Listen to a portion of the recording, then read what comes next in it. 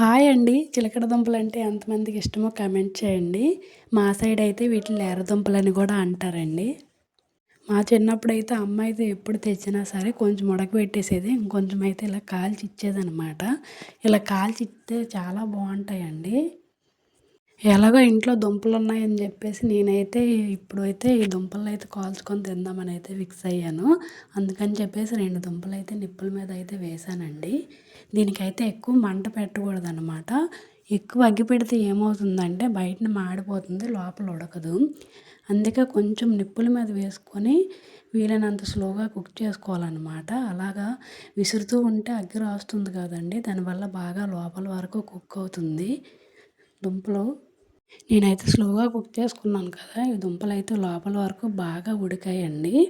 ఇప్పుడు కట్ చేస్తాను చూడండి. దుంప ఎంత బాగా ఉడికిందంటే చాలా బాగా వచ్చింది. ఈ ఎర్రదుంపలు అయితే స్మోకీ ఫ్లేవర్తో భలే ఉంటాయండి. మా పాప కూడా ఇక్కడ చాలా ఇష్టంగా తినింది. వీడియో నచ్చితే లైక్ చేయండి. ఉంటా మరి, బాయ్.